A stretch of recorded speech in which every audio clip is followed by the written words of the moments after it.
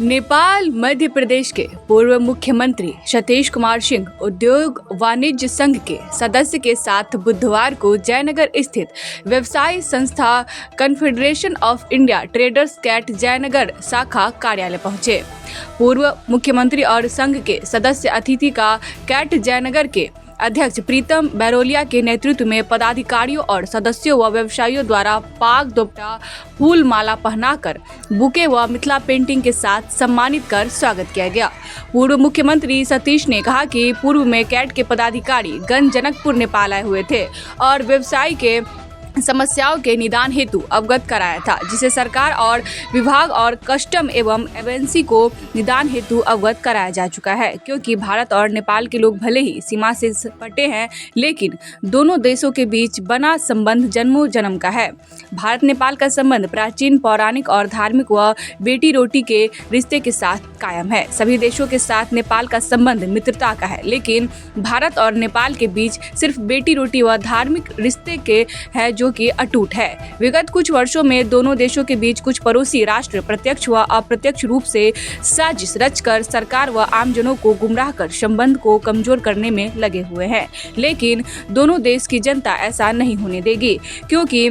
विश्व में दोनों देश के जो रिश्ते हैं वह सभी जानते हैं, जो विगत कुछ वर्षों व वातावरण में गलत भ्रामक नीतियों से अभी हो रही है। उससे लगता है कि सीमा पर तारबंदी योजना दोनों सरकार द्वारा लागू कर दिया जाएगा। मैं सरकार में होने पर नेपाल के प्रधानमंत्री को भारत से नेपाल जाने वाले वाहन चालकों का चालन व्यवस्था को ऑनलाइन करने को, नेपाल भ्रमण पर और भारतीय लोगों को नेपाल सीमा पर भारतीय रुपया विनिमय और 200 एवं 500 और खुदरा नोट के प्रचलन की मांग मजबूती से रखा था। कस्टम व्यवसायियों, आम जनों व प्रशासन की समस्या के निदान को लेकर सरकार व विभाग को अवगत करा चुका हूं। हम लोग के यहाँ पर जो है सो मान लीजिए कल होकर फेंसिंग वारंट लग जाता है या बॉर्डर सील हो जाता है, तो कौन सा संबंध रहता है, तो कौन सा ये हम लोग का बेटी रोटी का संबंध रहता है। इसलिए हम लोग का दोनों साइड का, चाहे वो बिहार साइड का हो चाहे नेपाल साइड से हो, ऐसा कोई भी गतिविधि ना हो जिससे कि हम लोग का बॉर्डर का तनाव का जो है सो वृद्धि, पर तनाव कम किस हिसाब से होगा उस पर हम लोग को काम करना पड़ेगा, उस पर एडवोकेसी करना पड़ेगा। इस वजह से दोनों तरफ का पब्लिक को अवेयरनेस जरूरी है और दोनों तरफ से बिजनेसमैन जो है, जो बिजनेस का जो हम लोग के नेपाल साइड से उद्योग वाणिज्य संघ है और नेपाल इंडिया साइड जो है सो चेम्बर है, कैट है और विभिन्न जो है इन लोग को भी थोड़ा सा अब का पहले का समय, आज से पहले हम लोग त्रेता काल से ही देखते आ रहे हैं, लेकिन उसमें बहुत सारा बदलाव आते बहुत सारा बदलाव आ गया है। लेकिन अब इसके बाद भी बहुत सारा बदलाव आएगा, तो क्या हम लोग अपने आने वाले जनरेशन को पासपोर्ट के साथ नेपाल और इंडिया जाए, वो चीज़ हम लोग सोच रहे हैं कि जो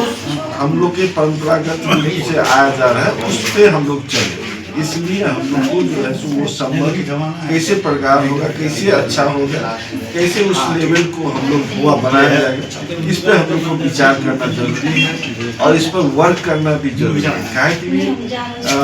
हम लोग को बॉर्डर के इस साइड का आदमी हो चाहे उस साइड का आदमी,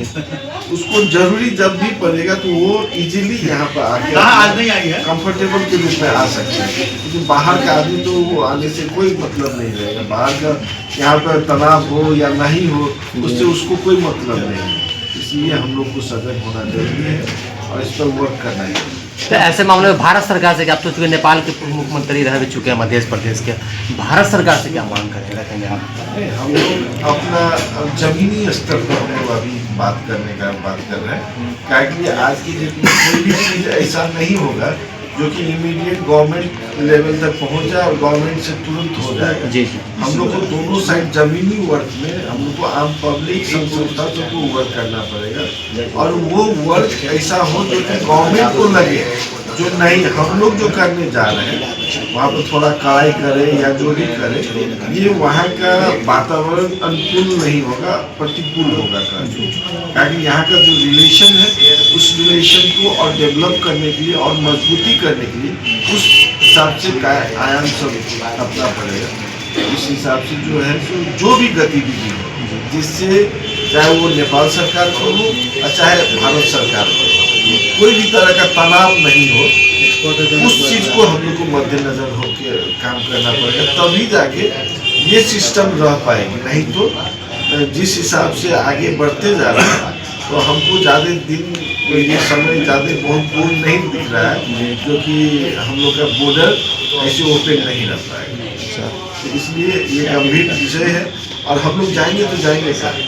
क्योंकि हम लोग का जन्म बॉर्डर साइड में हुआ है। हम लोग का थोड़ा सा भी कुछ होगा तो हम लोग इधर भारत में आएंगे। हम लोग का शादी भारत में हुआ है, इधर का शादी नेपाल में हुआ है, तो कहाँ जाएंगे? अपना जो संबंध था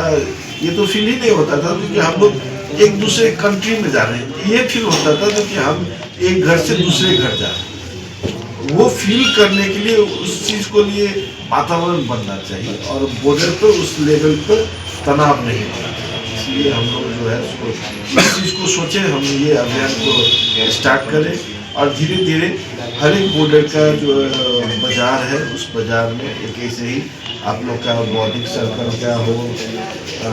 ग्रुप सबसे बात करके डायलॉग के विषय में इसको चर्चा का विषय बनाना जरूरी है। अच्छा सर, ये एक था कि मतलब अभी